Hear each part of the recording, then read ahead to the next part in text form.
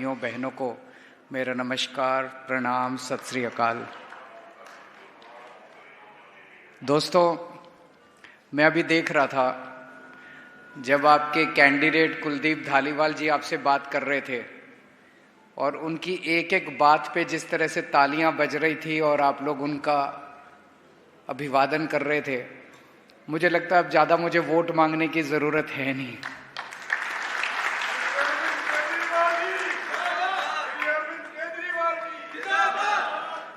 हमारा जो कैंडिडेट है, हमारा जो यहाँ से कैंडिडेट है, वो एग्जैक्टली आपकी समस्याओं को समझता है और उन समस्याओं का समाधान करने के लिए वो पूरी तरह से कमिटेड है और आप लोगों का उस पे विश्वास है।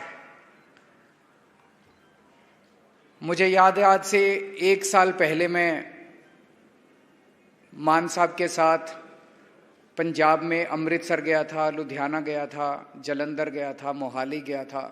हमने व्यापारियों के साथ कई सारी मीटिंग्स करी थी। व्यापारियों ने, उद्योगपतियों ने कई सारी समस्याएं भी बताई थी। उनमें से कई समस्याओं का समाधान भी हुआ, कई समस्याओं पे अभी काम चल रहा है, कई समस्याओं के समाधान पे अभी काम चल रहा है। जब 1 साल पहले मैं आपके बीच में आया था, उस वक्त मैं आपसे वोट मांगने नहीं आया था। आपकी समस्याओं का जेन्युइनली समाधान करने के लिए हम आए थे, क्योंकि हमें लगता है कि व्यापारियों और उद्योगपतियों का किसी भी देश की अर्थव्यवस्था में सबसे ज़्यादा योगदान होता है। अगर व्यापारी और उद्योगपति खुश नहीं होंगे, उनकी समस्याओं का समाधान नहीं किया जाएगा, तो देश आगे तरक्की नहीं कर सकता। आप लोग रीढ़ की हड्डी हैं हमारे देश की अर्थव्यवस्था के लिए। मुझे याद है, मोदी जी ने एक बार कहा था कि आड़ती जो हैं वो दलाल होते हैं, व्यापारी जो हैं वो दलाल होते हैं, दलाल नहीं होते हैं। वो देश की रीढ़ की हड्डी होते हैं, अर्थव्यवस्था की रीढ़ की हड्डी होते हैं। एक तरफ किसान और मजदूर है जो फसल उगाता है, और दूसरी तरफ व्यापारी हैं जो उसको डिस्ट्रीब्यूशन पूरे देश के अंदर डिस्ट्रीब्यूट करते हैं, उद्योगपति हैं जो उसकी प्रोसेसिंग करते हैं आगे। हम व्यापारियों को कितनी तवज्जो देते हैं, उद्योगपतियों को, कारोबारियों को, छोटे दुकानदारों को कितनी तवज्जो देते हैं, ये इसी बात से अंदाजा लगा लीजिए कि कल मैं दिल्ली का चुनाव पूरा करके सीधे अमृतसर पहुंचा और यहाँ से मेरी पहली मीटिंग फिरोजपुर में थी। फिरोजपुर में मैं सबसे पहले व्यापारियों और उद्योगपतियों से मिला, उसके बाद में किसी रोड शो में गया। आप लोग हमारे लिए बहुत इम्पोर्टेंट हैं। आप तरक्की करें, फले फूलें, और जो जो बातें धालीवाल साहब ने कही हैं वो सारी बातें हम करेंगे। आप ये सोच सकते हो कि इसके पहले जितनी पार्टियां आईं, अभी इसके पहले हमारा संसद में एक ही एमपी था लोकसभा में, अभी रिंकू था, उसके पहले मान साहब थे। उनके अलावा किसी की आवाज सुनाई देती थी? कोई इस पार्टी का हो चाहे उस पार्टी का हो, कोई पंजाब के हक के बारे में बात ही नहीं करता था। जो बातें अभी धालीवाल साहब ने की, वो बातें वो भी कर सकते थे लोकसभा के अंदर। आपकी आवाज वो भी उठा सकते थे, आपके लिए वो भी लड़ सकते थे। उनको परवाह ही नहीं थी आप लोगों की। उनको शायद पता ही नहीं था कि आपकी ये समस्याएं हैं। उन्होंने कभी चिंता ही नहीं की आप लोगों की। आम आदमी पार्टी आप लोगों की पार्टी है, आपके बीच से निकले हुए लोग हैं हम लोग। हमें आपकी समस्याएं पता हैं, इसलिए हम आपकी समस्याओं के ऊपर काम करते हैं। तो आज मैं 1 साल पहले जब आया था, मैंने कहा था मैं आपसे वोट मांगने नहीं आया, आपकी समस्याओं का समाधान करने आया हूं। आज मैं आपका समर्थन मांगने के लिए आया हूं इस चुनाव के अंदर, और वो बहुत जरूरी है, कई मायनों में जरूरी है। आपने हमें 2 साल पहले स्टेट के चुनाव में भारी समर्थन दिया, 117 में से 92 सीट दी।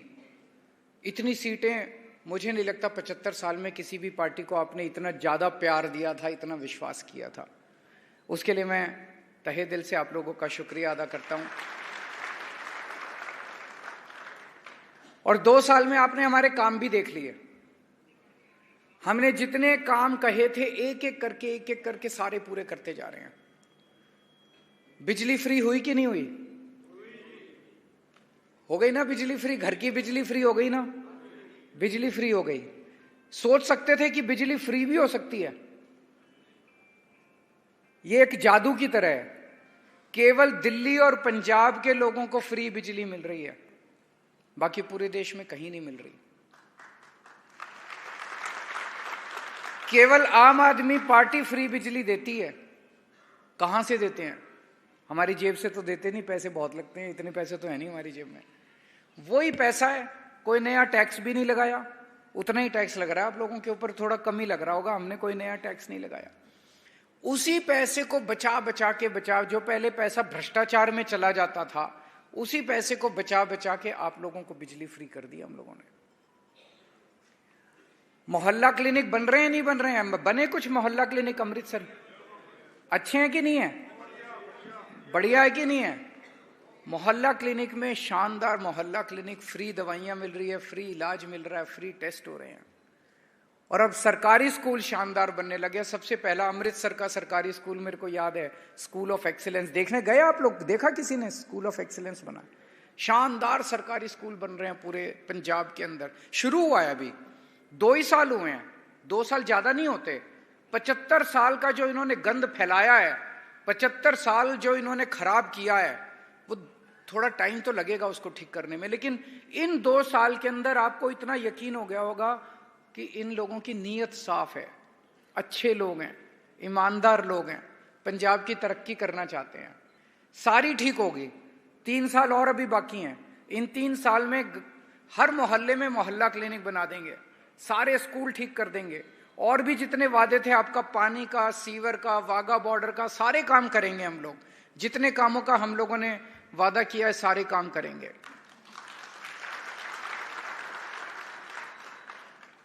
लेकिन आप लोगों का और साथ चाहिए हम लोगों को। वो होता है ना कि ये दिल मांगे मोर। आपने हमें स्टेट में 92 सीट दे दी, अब सेंटर में हमारी ताकत बढ़ाओ, सेंटर में आम आदमी पार्टी के मान साहब के हाथ मजबूत करो, तो सेंटर के जितने मसले हैं उन मसलों को भी हल करने में हमें मदद मिलेगी। सेंटर ने हमारे फंड रोक दिए, 9,000 करोड़ रुपया पंजाब का सेंटर ने रोक दिया, दे नहीं रहे। उसमें 5,500 करोड़ रूरल डेवलपमेंट फंड का पैसा है, उसमें नेशनल हेल्थ मिशन का पैसा है। ये रूरल डेवलपमेंट फंड का जो पैसा है, ये गांव गांव के अंदर इससे सड़कें बननी थी, इन्होंने पैसा रोक लिया। आप सोचो 5,500 करोड़ आ जाता तो गांव गांव में कितनी सड़कें बन सकती थी। नेशनल हेल्थ मिशन का पैसा आ जाता तो कितने और मोहल्ला क्लिनिक बन सकते थे। तो ये गुंडागर्दी, तानाशाही मचा रखी है इन लोगों ने। भाई, विकास के साथ और लोगों की तरक्की के साथ राजनीति नहीं होनी चाहिए। चुनाव में आप राजनीति कर लो, चुनाव में आपको जो कहना है कह लो, चुनाव में आपको जो, लेकिन एक बार चुनाव जीत गए, आम आदमी पार्टी की सरकार बन गई, उसके बाद अगर केंद्र सरकार पैसा रोकती है, ये उनके पिताजी का पैसा थोड़ी है, ये तो आप ही का पैसा है, पंजाब के हक का पैसा है, पंजाब के लोगों का पैसा है, वो रोक के बैठे हुए हैं। ये ठीक नहीं है, ये तानाशाही है, ये गुंडागर्दी है। ये एक तरह से ये कह रहे हैं हमें वोट नहीं दोगे तो हम तुम्हारा पैसा रोक लेंगे। ये क्या बात हुई? हमारे देश का पैसा आप कैसे रोक लोगे? आप लोगों ने हमें 92 सीट देके जिताया। विधानसभा के अंदर हम कानून बनाते हैं, गवर्नर कानून पे साइन करने को मना कर देता है। अभी इतने सारे बिल गवर्नर लेके बैठा है, फिर फायदा क्या हुआ? ये तो गुंडागर्दी कर दी कि हमें जिताओगे तभी हम बिल पास करने देंगे, हमें नहीं जिताओगे तो। ये तो ठीक नहीं है।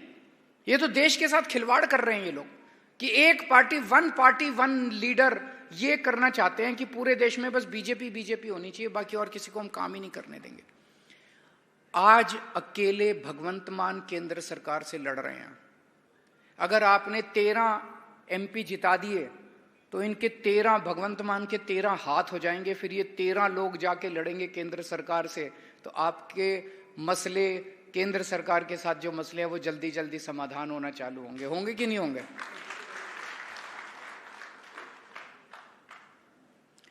अभी इतनी तानाशाही मचा, इन्होंने मेरे को गिरफ्तार कर लिया, कहते हैं केजरीवाल भ्रष्टाचारी है। मेरा तो एक ही प्रश्न है, बिजली फ्री करने वाला भ्रष्टाचारी है कि बिजली महंगी करने वाला भ्रष्टाचारी है? अगर मैंने भ्रष्टाचार करना होता तो आपकी बिजली फ्री थोड़ी करता। जैसे इन लोगों ने भ्रष्टाचार कर करके सारा पैसा खा गए, मैंने पैसा बचा बचा के दिल्ली में भी बिजली फ्री कर दी, पंजाब में भी बिजली फ्री कर दी, मोहल्ला क्लिनिक खोल दिए, स्कूल खोल दिए, सड़कें बना दी, दिल्ली के अंदर पानी का सीवर का इंतजाम कर दिया। कोई भी भ्रष्टाचारी आदमी काम नहीं करता। 16 मार्च को इलेक्शन कमीशन ने देश के चुनाव डिक्लेयर करे, 21 मार्च को इन्होंने मेरे को गिरफ्तार कर लिया। तो भ्रष्टाचार में थोड़ी गिरफ्तार किया, उनको यह डर था कि केजरीवाल अगर पूरे देश में घूम घूम के प्रचार करेगा तो इनकी सीटें कम हो जाएंगी, इसलिए मेरे को अंदर किया। ये तो भला हो, सुप्रीम कोर्ट का धन्यवाद करते हैं हम। सुप्रीम कोर्ट ने कहा जा केजरीवाल 21 दिन प्रचार कर ले, तो मैं पूरे देश में घूम घूम के प्रचार कर रहा हूं। पाकिस्तान के अंदर आपने देखा क्या हुआ। पाकिस्तान में उन्होंने इमरान खान को जेल में डाल दिया, उसकी पार्टी छीन ली, उसका सिंबल छीन लिया और फिर चुनाव करवाया। उसके बावजूद भी इमरान खान को इतने वोट मिल गए, इतनी सीटें मिल गई, उसके हर कैंडिडेट अलग अलग सिंबल पे लड़ा। मोदी जी इंडिया में भी उन्होंने यही करना चालू कर दिया। महाराष्ट्र में एनसीपी के 2 टुकड़े कर दिए, उनका सिंबल छीन लिया, उनकी पार्टी छीन ली और कहते हैं आ जाओ अब चुनाव करते हैं। शिवसेना के 2 टुकड़े कर दिए, उनकी पार्टी छीन ली, उनका सिंबल छीन लिया, कहते हैं आ जाओ अब चुनाव लड़ते हैं। मेरे को गिरफ्तार कर लिया, हमारे मनीष सिसोदिया को गिरफ्तार कर लिया, सत्येंद्र जैन को गिरफ्तार कर लिया, संजय सिंह को गिरफ्तार कर लिया, कहते हैं आ जाओ अब चुनाव लड़ते हैं। झारखंड में हेमंत सोरेन को गिरफ्तार कर लिया, कहते हैं आ जाओ चुनाव लड़ते हैं। बांग्लादेश में शेख हसीना ने सारे विपक्षियों को जेल में डाल दिया और फिर चुनाव कराया। रशिया के अंदर पुतिन ने सारे विपक्षी नेताओं को जेल में डाल दिया, कईयों को मरवा दिया और फिर चुनाव कराया। 87% वोट मिल गए। क्या आप ऐसा भारत चाहते हो जिसमें एक ही पार्टी बचे और एक ही नेता बचे? आज हम लोग लड़ रहे हैं, मैं लड़ रहा हूं, इन लोगों के साथ संघर्ष कर रहा हूं, तन मन धन से लगा हुआ हूं, लेकिन मेरा अकेले के करने से तो नहीं होगा ना। जब तक आप लोग खड़े होकर इनका विरोध नहीं करोगे। 140 करोड़ लोगों का साथ चाहिए इस देश को बचाने के लिए। दोस्तों, अगर तानाशाही, कल अमित शाह जी आए थे, लुधियाना आए थे, शायद लुधियाना आए थे, आपने सुना उनका स्टेटमेंट? किस किसने वो वीडियो देखा अमित शाह जी का कल वीडियो? अमित शाह जी धमकी दे के गए हैं। पहले तो पंजाबियों को खूब गालियां दी उन्होंने, देखना उनका पूरा जो भाषण दे के गए हैं, खुल के गालियां दी उन्होंने पंजाब के लोगों को, और फिर धमकी दे के गए हैं 4 जून के बाद पंजाब की सरकार गिरा देंगे, 4 जून के बाद भगवंत मान मुख्यमंत्री नहीं बचेंगे। कैसे? 92 सीट है यार, कैसे गिरा दोगे? तानाशाही मचा रखी है।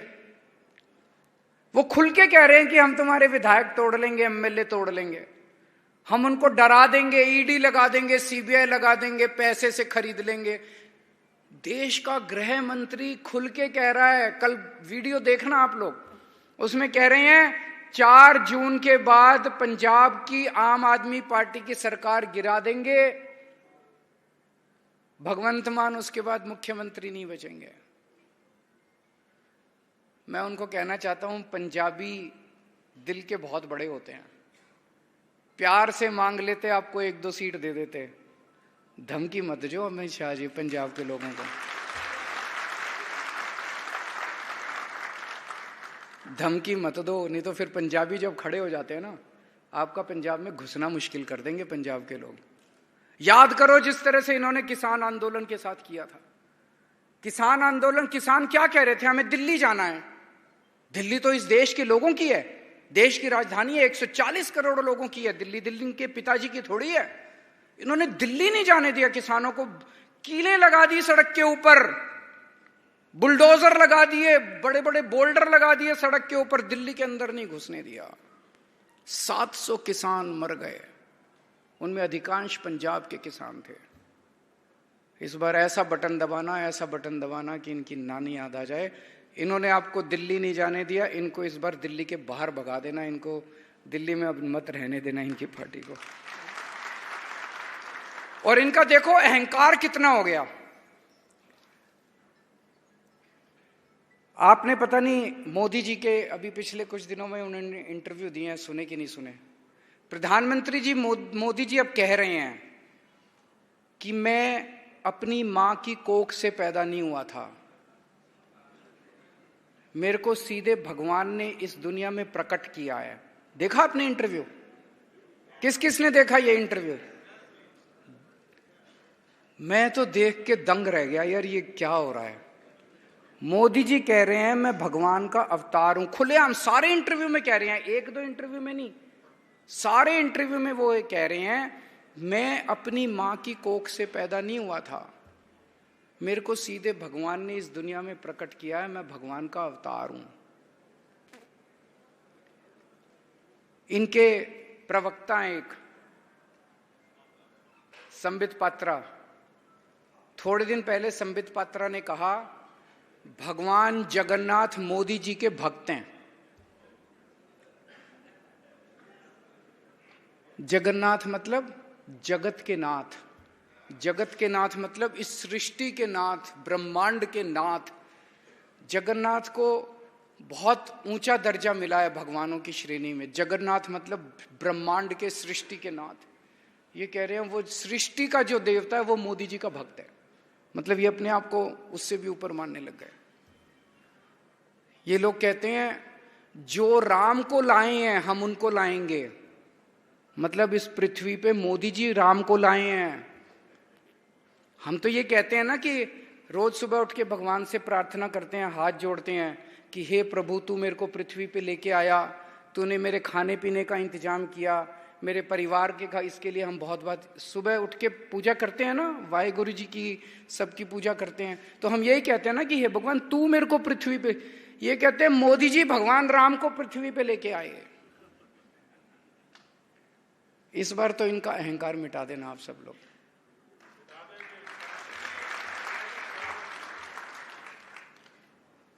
और एक और चीज है, ये जो बार बार बोल रहे थे 400 पार 400 पार, हमें 400 सीट चाहिए, 400 से हमने पूछा क्यों चाहिए? बोले जी मोदी जी कुछ बड़ा काम करना चाहते हैं। हमने कहा क्या बड़ा काम करना चाहते हैं? तो पता चला रिजर्वेशन खत्म करना चाहते हैं, बाबा साहब अम्बेडकर का संविधान खत्म करना चाहते हैं। वो मत होने देना, ये संविधान ही है इस देश का जिसने इस देश को एकजुट कर रखा। 75 साल से इस संविधान ने हमारे देश को बचा रखा है, किसी हालत में वो मत होने देना। और लोग बहुत नाराज हैं। मैं जेल से छूटने के बाद मैं पूरे देश में गया हूँ, लखनऊ गया, मैं जमशेदपुर गया, मैं कुरुक्षेत्र गया, हरियाणा गया, महाराष्ट्र गया, बॉम्बे गया, भिवंडी गया, कई जगह होके आ रहा हूँ। लोगों में बहुत गुस्सा है, इतनी महंगाई हो गई, इतनी बेरोजगारी हो गई, लोगों के घर का खर्चा नहीं चल रहा, घर में बच्चे बेरोजगार बैठे हैं, उनके लिए नौकरी नहीं है। और जब वो टीवी की तरफ देखते हैं प्रधानमंत्री जी को बात करते हुए, तो प्रधानमंत्री जी महंगाई की एक भी बात नहीं करते, बेरोजगारी की एक भी बात नहीं करते। प्रधानमंत्री जी क्या कहते हैं? ये इंडिया गठबंधन को वोट दे दिया तो ये तुम्हारी भैंस छीन के ले जाएंगे, तुम्हारी 2 भैंस है तो 1 भैंस ये छीन के ले जाएंगे। प्रधानमंत्री जी कहते हैं ये तुम्हारा मंगलसूत्र छीन के ले जाएंगे, ये तुम्हारे घर की बिजली काट देंगे, ये तुम्हारे घर की, ये क्या है? हमारी तो कोई चिंता ही नहीं है उनको, हमारी समस्याओं की बात करो ना। अगर प्रधानमंत्री जी कहते मेरे को वोट दो, मैं तुम्हारे पेट्रोल के दाम कम कर दूंगा, डीजल के दाम कम कर दूंगा, तुम्हारा दूध सस्ता कर दूंगा, खाने पीने की चीजें सस्ती कर दूंगा, तुम्हारे बच्चों के लिए ऐसे मैं रोजगार दिलाऊंगा, मैं भी वोट दे देता प्रधानमंत्री जी को। हमारी समस्याओं का उनके पास समाधान ही नहीं है। उन्हें हमारा ऐसे लगता है वो किसी और ही दुनिया में जी रहे हैं कि अब वो भगवान बन गए हैं और अजीब अजीब बातें करने लग गए हैं। मैंने उनका देखा 3 दिन पहले भाषण, अगर इंडिया गठबंधन को वोट दिया तो तुम्हारे घर की टूटी छीन के भाग जाएंगे। अरे क्यों टूटी छीन के भाग जाएंगे? तुम्हारे घर का मंगलसूत्र छीन लेंगे, क्यों छीन लेंगे मंगलसूत्र यार? तो दोस्तों ये देश बचाने का चुनाव है और यहां जितने लोग बैठे हैं मेरे को पता है एक एक व्यक्ति कम से कम 10-10 हजार वोट, आप लोग बहुत बड़े बड़े लोग बैठे हैं यहाँ पे, समाज के नेता बैठे हैं यहाँ पे, समाज के बड़े बड़े इन्फ्लुएंसर बैठे हैं।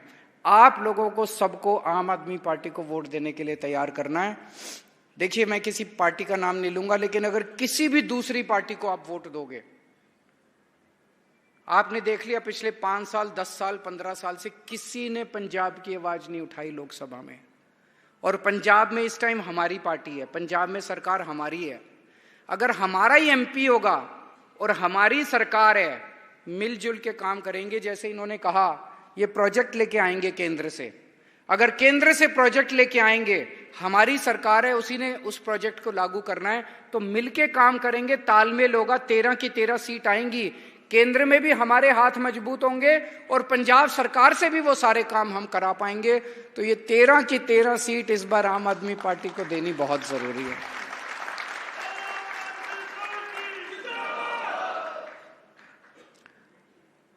एक साल पहले जब मैं आया था, मैंने आपसे कहा था मैं आपसे कुछ मांगने नहीं आया, आपकी समस्याओं का समाधान करने आया हूं। आज मैं आपसे झोली फैला के मांगने आया हूं कि हमारे को 13 की 13 सीट दे दो, हमारे हाथ मजबूत करो, और फिर देखो जो काम आज पंजाब के अंदर चल रहे हैं, ये डबल ट्रिपल स्पीड से आपके सारे काम होने चालू हो जाएंगे। आप सब लोगों का बहुत बहुत शुक्रिया, आपने इतना प्यार, इतनी मोहब्बत दी, बहुत बहुत शुक्रिया। Thank you so much.